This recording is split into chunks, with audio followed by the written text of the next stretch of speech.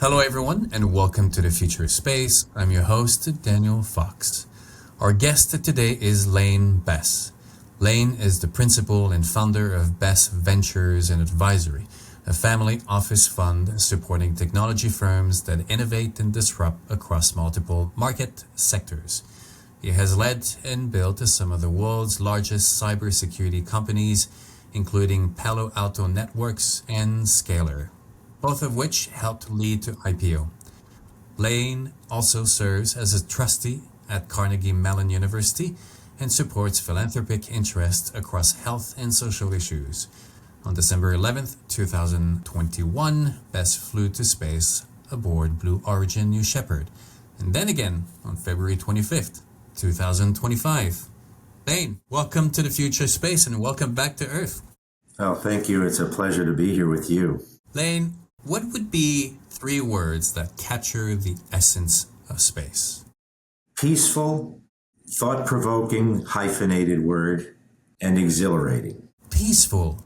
When you look out of the capsule and you see the beauty of Earth, even beneath some of the clouds you might see, you realize the Earth as a whole is beautiful. When you zoom in and you're standing on the ground and dealing with the day-to-day challenges or influenced by the politics and some of the human activities that take place that aren't so favorable on the planet, you don't have that feeling of peace. And so for me, going up the second time was really focused on spending more time looking out and seeing the view. And in my mind's eye, oftentimes when I'm relaxing, or maybe even going to sleep, I will get that picture in my mind. And the day's challenges and even the things we hear on the news every day seem a little bit more irrelevant. I mean, in general, do you think that's what perspective brings to pretty much everything? When you look up, when you fly on the plane, you look down, things are much different. If you step out from your house and you look back, the house seems to be quiet, taking aside the fact that, you have all these people living inside. But going to these new frontiers, going to these new places, climbing a mountain and looking back, these are these opportunities that can offer perspective and makes you realize that everyday problems can just be dismissed and there are things that are bigger than us. Absolutely. It's really akin to so many of us that stare off into space and wonder what the origin of this planet, of the universe is. Putting religion aside, there's just a wonderment and a mystery that everybody experiences. A departure. I spent time this winter with you on the Antarctica expedition as well. This is a departure from the things that we oftentimes find as the challenges and the things that create pressure in our life. So I think when you go on any adventure, it is a departure. And I think you use the word a perspective, a different perspective on things. It's not to find ourselves escaping the realities of our world and what we must experience and process, but it creates in my mind a peace of mind, a knowledge that there is something bigger, and we're a part of that as well. How different was the second experience? The first one, it's such a physical experience, right? Going up with the adrenaline, the rush. I mean, I remember the first time I jumped out of a plane, I lost my breath for a few seconds and I got it back. The parachute was open and then the adrenaline is rushing. And by the time you land, you've all the training pre-jumping kind of went out the window. Thank God that the parachute opened, by itself. But then you keep doing it and then you start to appreciate really the experience, and then your body doesn't see that as so much as a almost kind of fight or flight. So the second time you went up in the rocket, how different was it for your body and for your mind?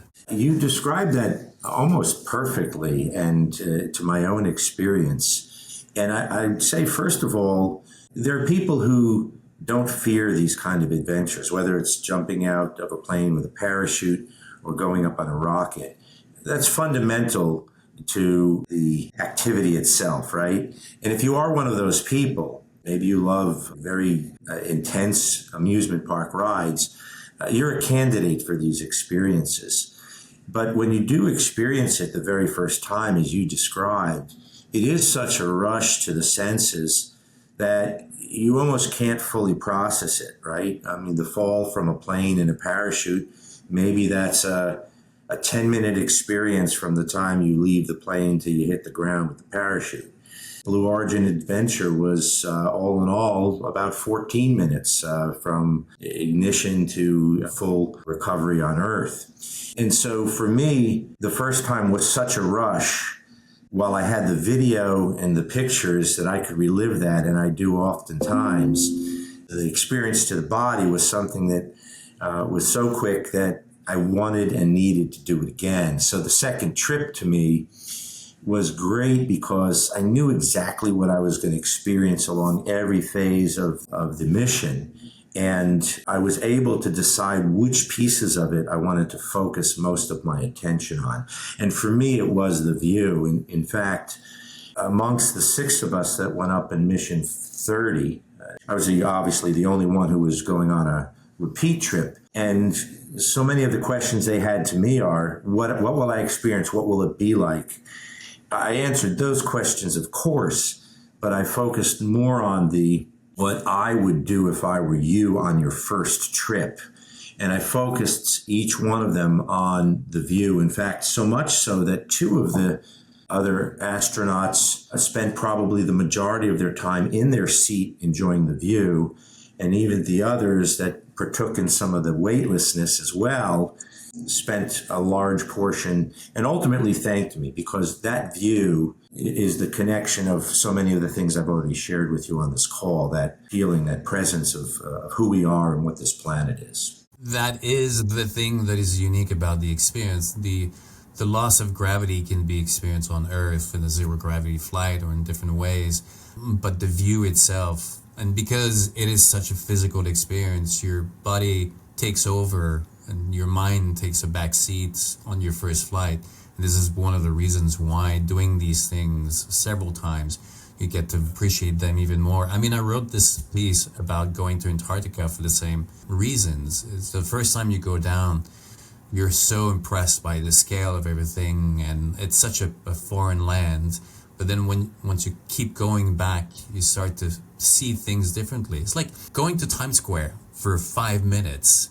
It's so overwhelming and everything kind of blurs into everything. But if you go back every day for a week, by the end, you start to notice the little details, the subtle. And for me, these discoveries are even more profound than the big sensation at the beginning. Adding to that, the experiences, whether it's going to space or as you shared the Antarctica experience, you really understand your place on Earth, your place in the universe, your place in evolution.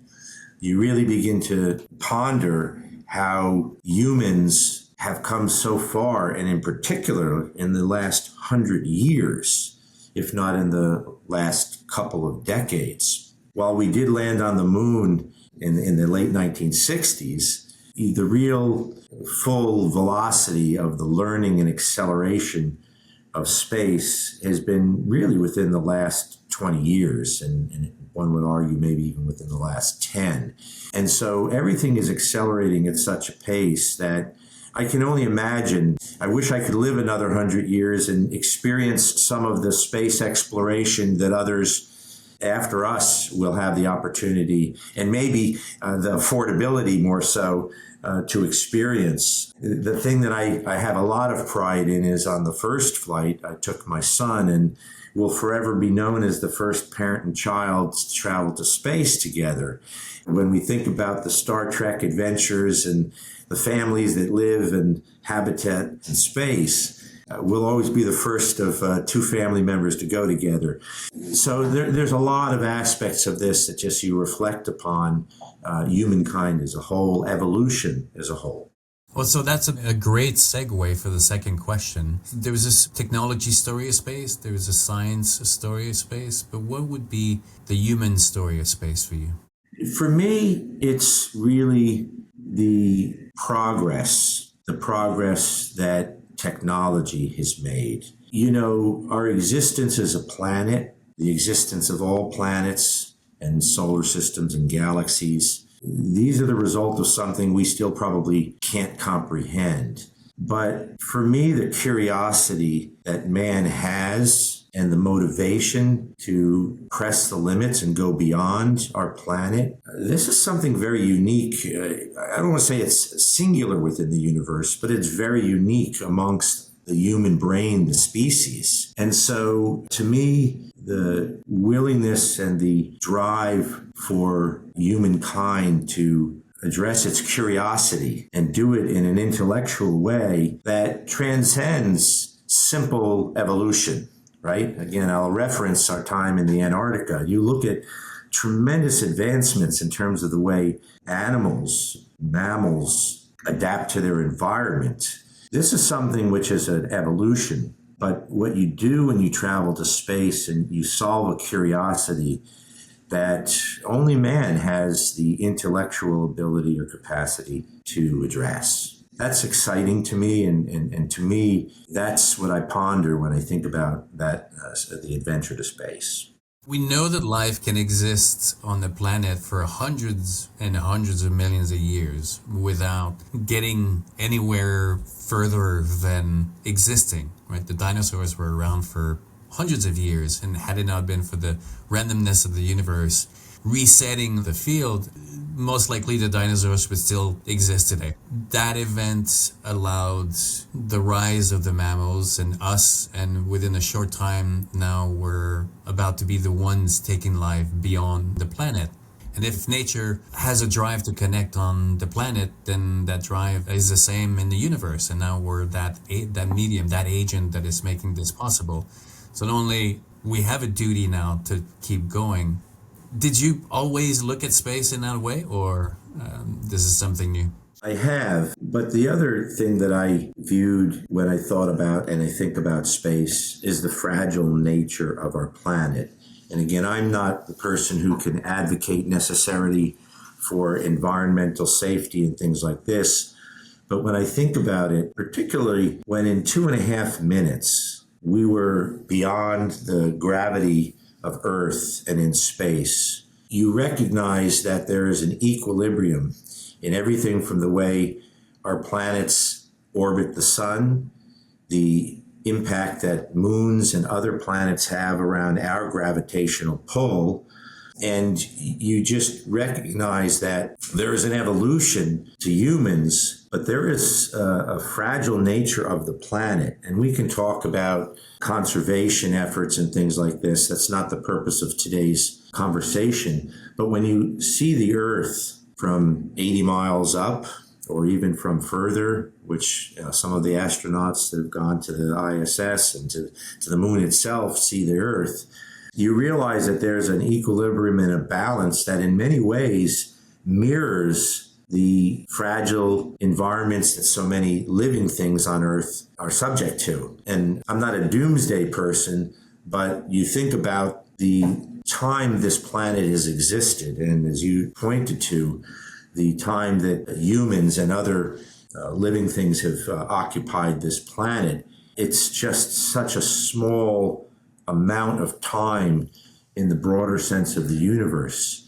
And it makes you realize that it's likely that this planet will someday come to an end. Certainly not something we need to worry about, but it does bring to light the fragility of the planet and get that feeling when you look at the Earth from above. You were saying earlier about how there's a future ahead that is so exciting, or the possibility of it now is very exciting. I never thought the space and thought about this is where we're going. I never really connected the dots until I saw the 2 SpaceX rockets landing upright. That was for me my Apollo moment. Before that, I was always humbled and mesmerized by the stars, but not looking at it and thinking, great, this is where we're going. And my opinion, to be honest, was 100 years on this planet is plenty. If you pass it, throw yourself a big party.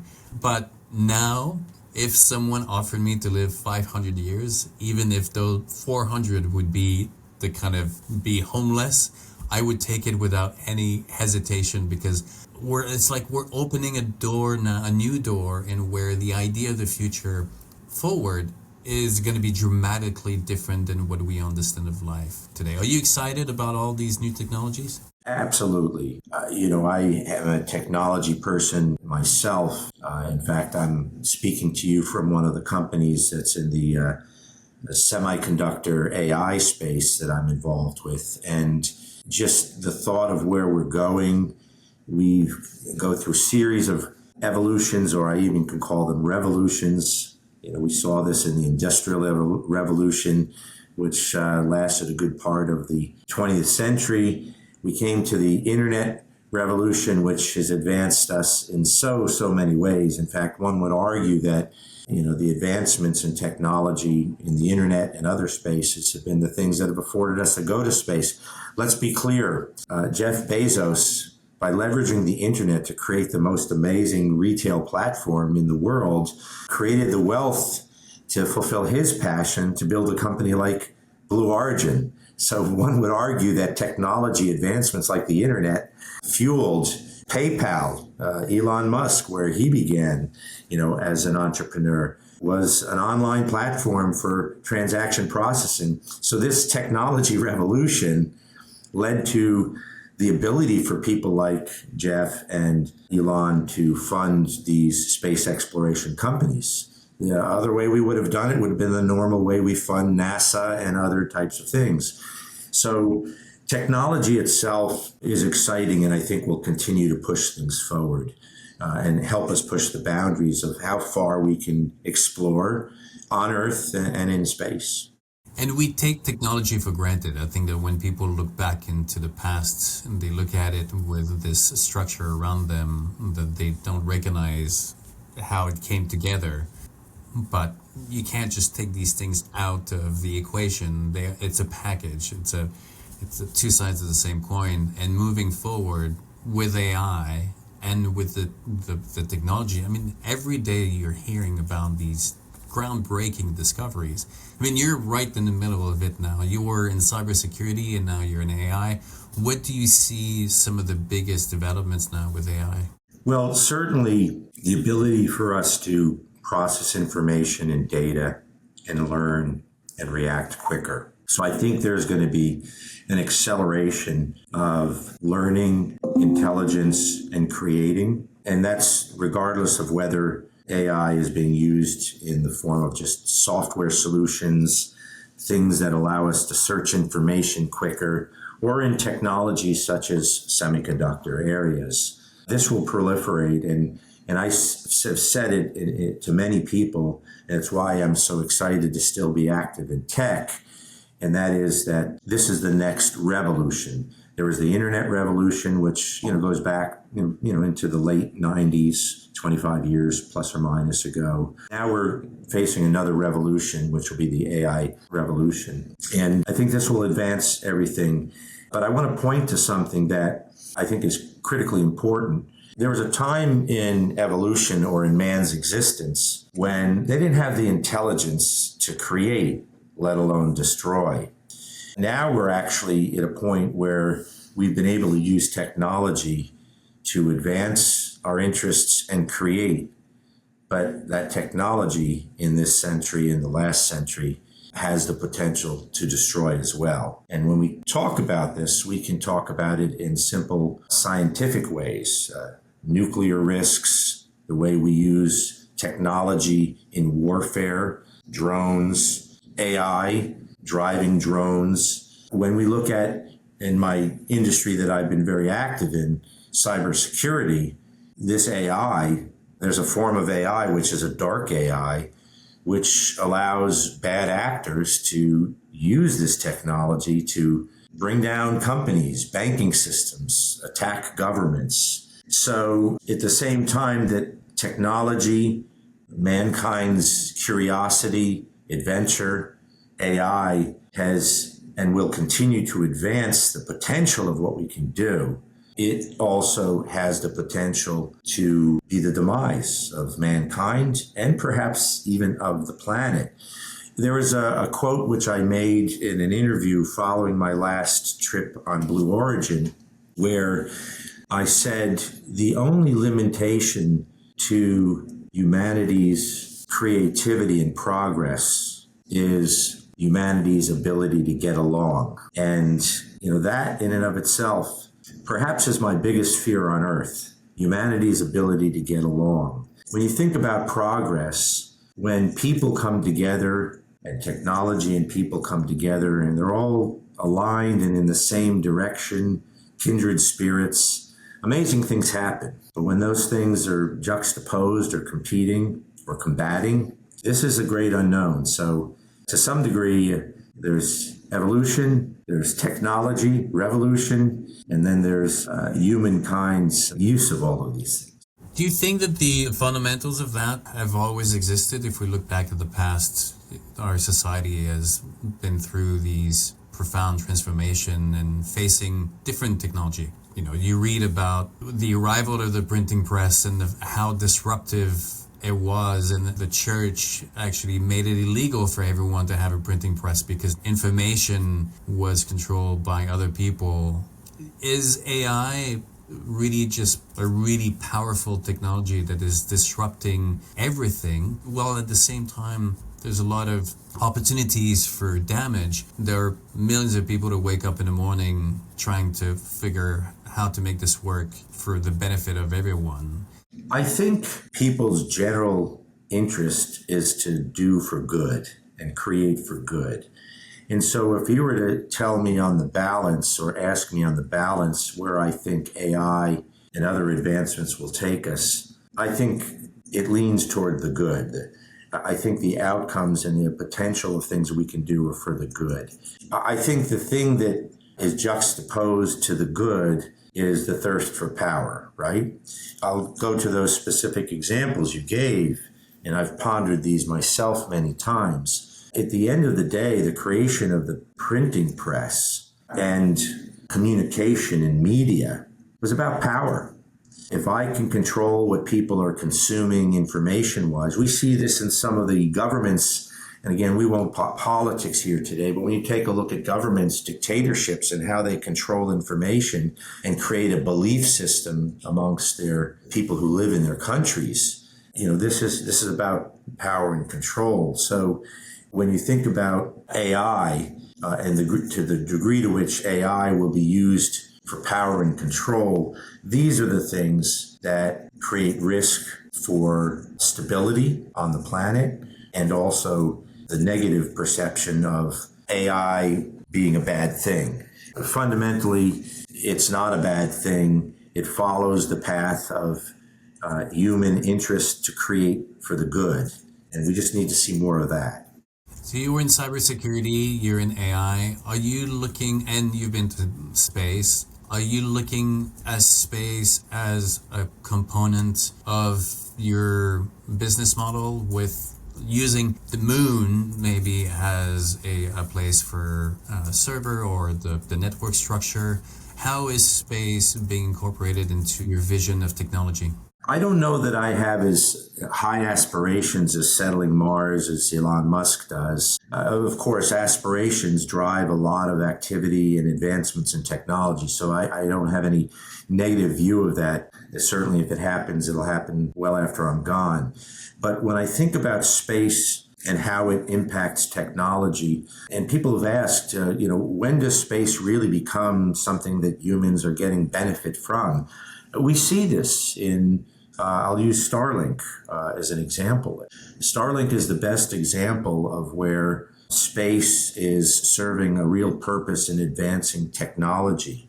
Communications from remote parts of the world, the ability to use space and satellites to communicate.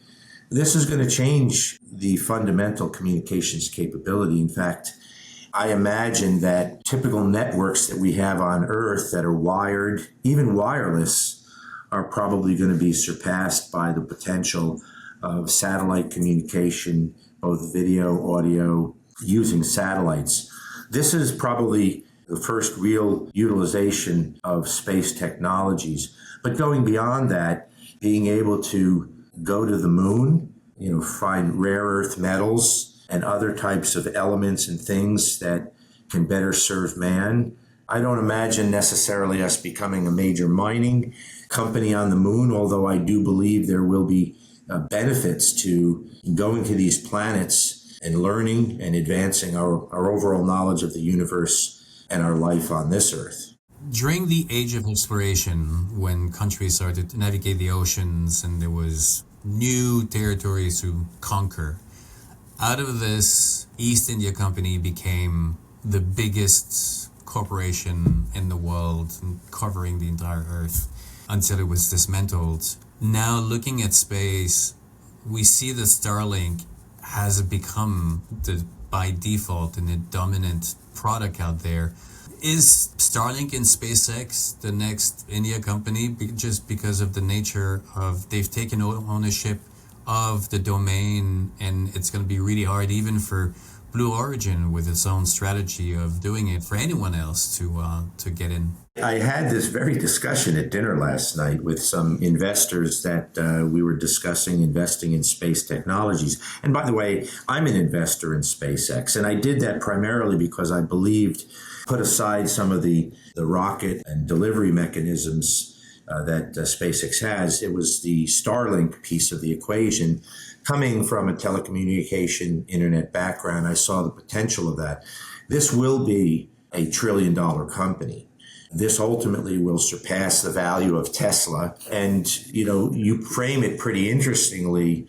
I do believe that others will compete in this space, and I do believe that Jeff Bezos has aspirations, the capacity to do so as well. It's quite interesting. We talk about, when you go certain many miles off of the coast, I do a lot of boating myself. You're in international waters where there is really no law by any one government. You just hope that you don't have pirates making their own rules there.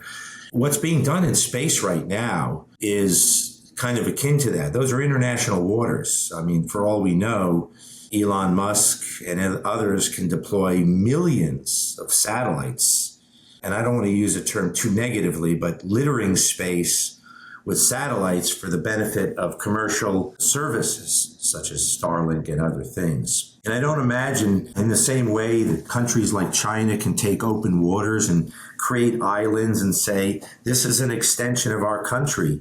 This is international waters, that anybody can restrict the use of space for commercial purposes.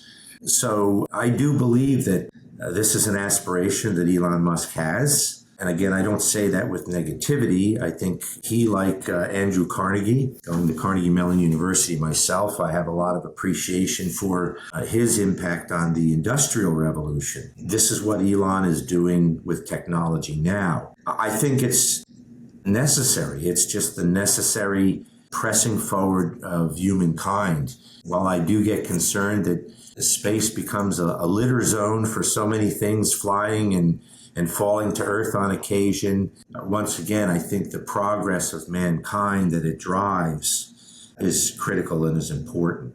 My hope is that it just doesn't cause the demise of mankind through unintended consequences. You mentioned China. I think that right now we live in a political world where one direction is not necessarily appreciated by everyone. China, Russia are becoming a bigger part of the equation. How different do you think that conversation is going on in China with their own objectives? The moon and the space, the low orbit and the higher orbit. They have their own space station. They're developing their own GPS so that they don't have to rely on America. So what are your thoughts on their role in the equation? In some ways, I think that space helps define a superpower's ability to claim itself as a superpower. It seems kind of an odd checkbox. But if you take a look at it, whether it was the US-Russia space race from many decades ago, in many ways, the superpowers and the politics and the claim to having space as part of your overall objective, I think will continue. And so from a standpoint of pressing forward with regard to space exploration, space technology development, I think this is actually a positive thing. I wish that there was more of a unified effort. The ISS, this was, even amongst all the politics that exists on the planet today, the ISS still was something where countries came together. In the same way the Olympics, countries would come together to both compete and experience something, without political interests involved there. I believe space has that potential, because if there is going to be a existential threat to the planet, that's probably the time at which all politics, all individual objectives driven by either good or bad intentions will be put aside. And so I think encouraging international space activities together is important. And for that to happen, it will take the financial support and initiative of the superpowers, but it will also take the innovation of people such as Bezos and Elon Musk that can press the limits of innovation. When I take a look at how much space initiatives have advanced because of the efforts of both SpaceX and Blue Origin, this couldn't have happened decades ago, and it's a good thing. And so I'm highly optimistic that we'll continue to see private initiatives in space and space exploration come together with governmental and hopefully positive political support to advance all activity. You're in cybersecurity and telecommunication, and now that domain is getting bigger and more complicated. We just recently saw Musk dealing with being hacked on a very large scale.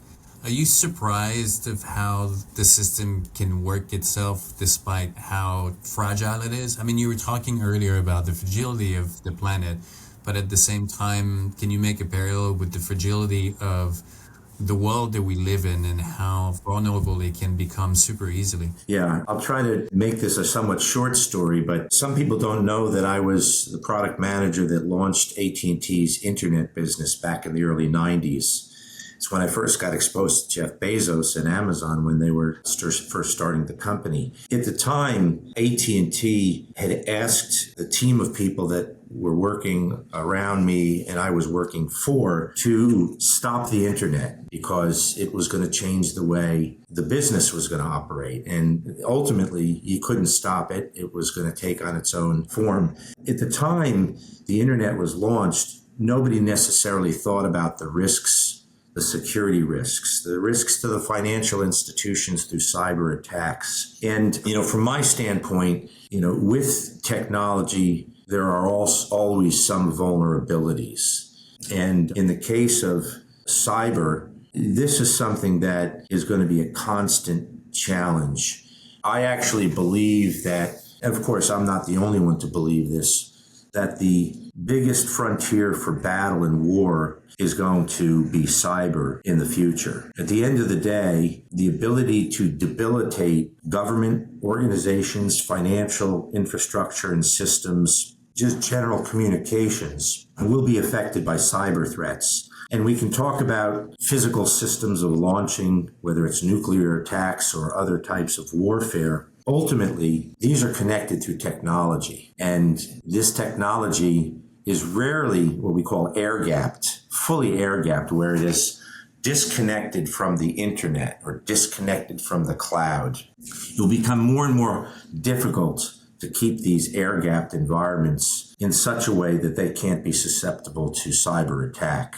For me personally, it's why continuing in cybersecurity is quite interesting, because it's going to touch, and it does touch, all things when it comes to technology from a risk factor. Which leads to Google that just acquired Wiz for $32 billion, their biggest acquisition ever, and a former employee of yours. Yes. Well, Asaf, the founder, brilliant technologist, it's not his first company. And Dali Rajic, the president of that company, who worked at one of my previous companies, Zscaler.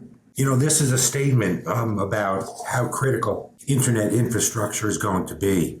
Google, for example, has got to be able to compete with Amazon, with Microsoft Azure. And quite frankly, this is a very strategic move by Google. They were beginning to become a distant third with regard to technology for enterprises and governments, particularly cloud transformation. And at the core of that, they had to get themselves a platform that would allow them to compete within the enterprise and government space.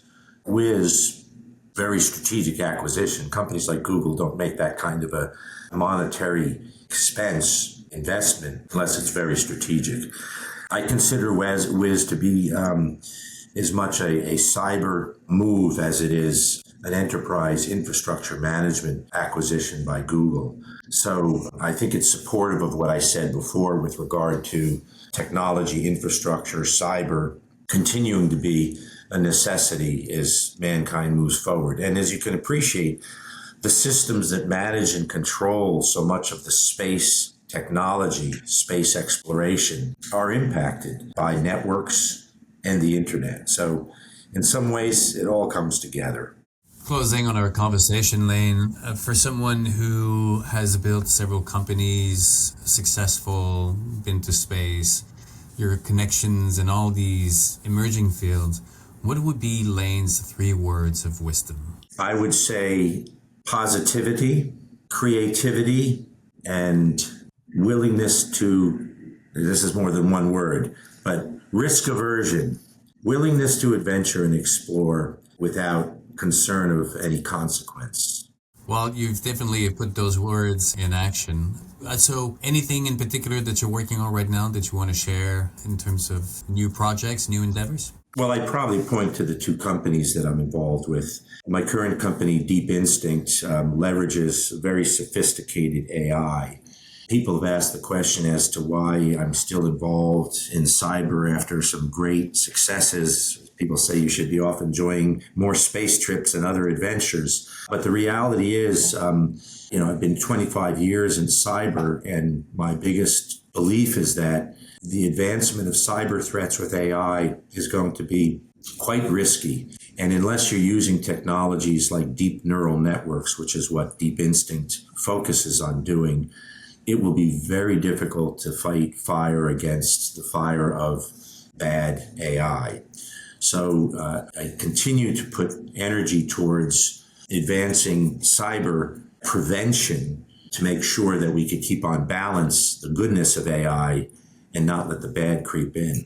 On the semiconductor, I'm involved with a company recently public called Blaze, Blaize. This company is focused on creating edge AI and semiconductor and software.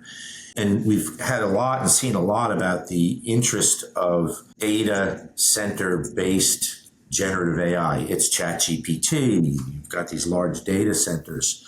But similar to the way that there was the IBM mainframe, and then eventually the PC came along and decentralized and put all of the intelligence at the edge where people would interact with it.